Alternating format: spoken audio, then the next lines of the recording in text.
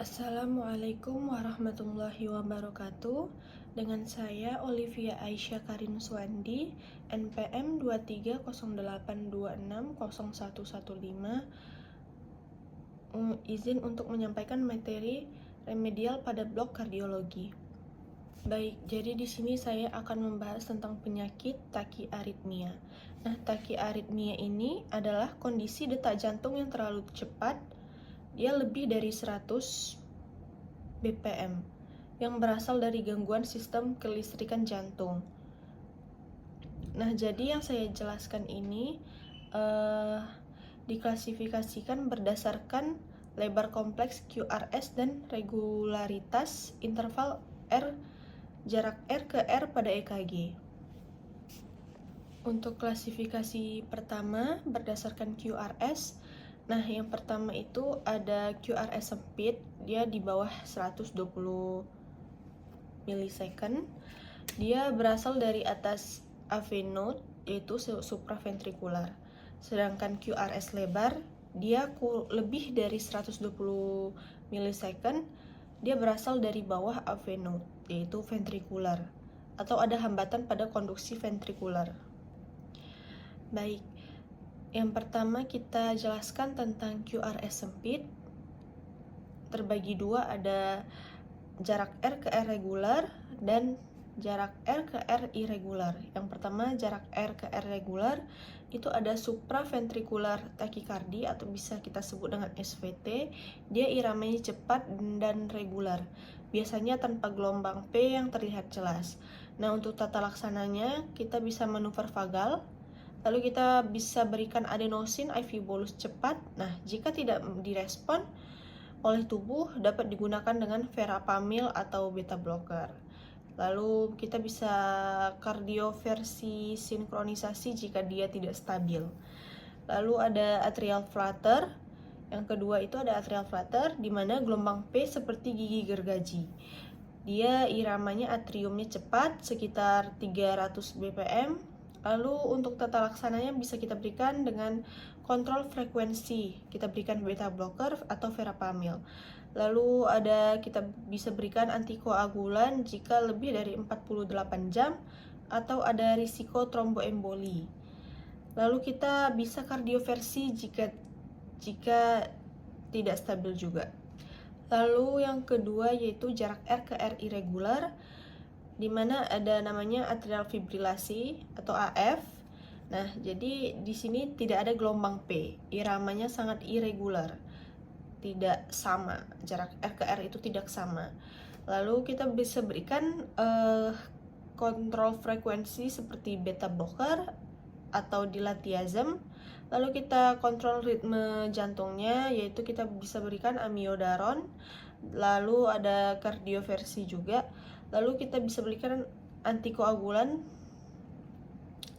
Lalu kita bisa kardioversi bila tidak stabil, bila hemodinamik terganggu.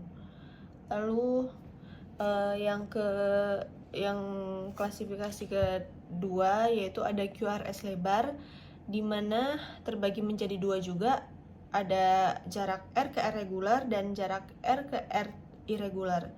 Nah, jadi yang jarak R ke R regular yang pertama itu ada VT monomorfik, di mana yaitu ventricular tachycardia. Dia bentuk QRS-nya sama semua atau tumpul, di mana iramanya cepat. Lalu kita bisa berikan tata laksananya, jika stabil kita berikan amiodaron IV. Jika tidak stabil kita berikan kardioversi tersinkronisasi segera. Lalu pertimbangkan ICD untuk prevensi jangka panjang.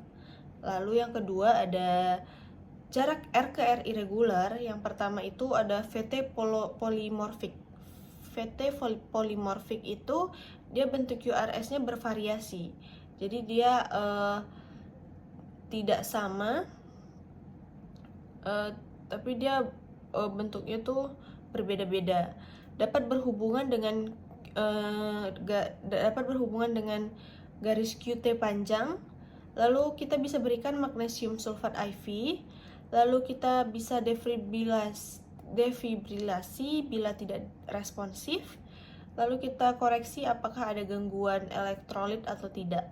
Lalu yang kedua itu ada gangguan FV atau ventricular fibrillation, di mana iramanya sangat kacau, tidak terorganisir, yaitu ini darurat.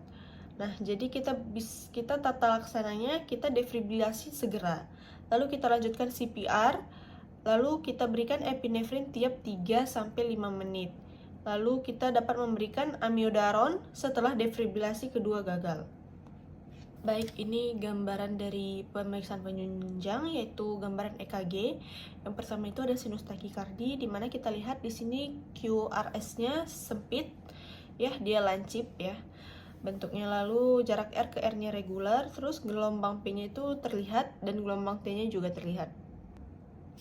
Baik, lalu yang kedua ada SVT. Di sini kita lihat QRS-nya sempit, yaitu lancip ya atau runcing QRS-nya. Lalu jarak R ke R-nya regular, yaitu sama. Lalu gelombang P tidak terlihat, namun gelombang T-nya terlihat ya. Kita lihat dari gambar ini terlihat ada satu gelombang setelah gelombang QRS.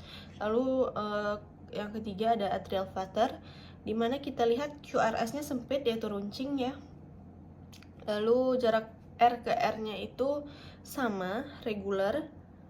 Lalu kita lihat di sini ada gelombang P lebih dari 2 ya. Jadi atrial flutter itu dimana setelah garis QRS itu terlihat, lalu kita bisa lihat setelahnya itu ada gelombang P lebih dari 2, dia seperti gergaji gitu ya, seperti di gambar ini yang ada di tanda panah tersebut. Lalu yang keempat itu ada atrial fibrilasi, di mana QRS-nya sempit, tetap dia runcing, namun dia jarak R ke R-nya itu tidak sama, irregular ya. Kita bisa lihat, tidak perlu kita hitung, seperti ini gampang terlihat ya, dimana jaraknya itu ada yang dia berdekatan, ada yang dia lebar gitu ya. Lalu gelombang P-nya itu sulit dinilai. Nah, itu adalah atrial fibrilasi. Lanjut kita ke bagian yang QRS-nya lebar ya. Yang pertama itu ada ventricular tachycardia monomorphic, di mana kita lihat di sini QRS-nya lebar, di mana QRS-nya tumpul ya. Lalu jarak R ke R itu dia sama, regular ya. Kita lihat di gambar, dia tumpul namun dia sama gitu. Lalu untuk yang kedua itu ada ventricular tachycardia polymorphic, di mana dia terlihat di sini QRS-nya lebar. QRS-nya lebar tapi jarak R ke R-nya irregular. Dia ada yang dia kayak seperti di gambar ini terlihat ya, dia jaraknya yang berbeda, dimana yang di sebelah kiri itu dia sama, namun di sebelah kanan itu dia lebar-lebar ya. Jadi dia jarak R ke R-nya tetap irregular, tidak sama. Baik, selanjutnya ada ventricular fibrilasi, di mana QRS-nya lebar, tetap dia tumpul. Lalu jarak R ke R-nya itu irregular ya, dia tidak sama, dimana dia bentuknya itu berbeda-beda ya. Setiap bentuk QRS itu beda-beda ya, bisa kita lihat di sini, dia tidak sama. Oke, baik. Untuk selanjutnya ada asistol, di mana jantung sudah tidak berdetak lagi, maka dia akan flat. Gambarannya itu garis saja. Oke. Baik. Mungkin itu saja yang bisa dapat saya sampaikan. Ini adalah referensi yang saya gunakan untuk materi pembelajaran tentang tachyarrhythmia. Baik, mohon maaf jika ada kesalahan. Terima kasih. Wassalamualaikum warahmatullahi wabarakatuh.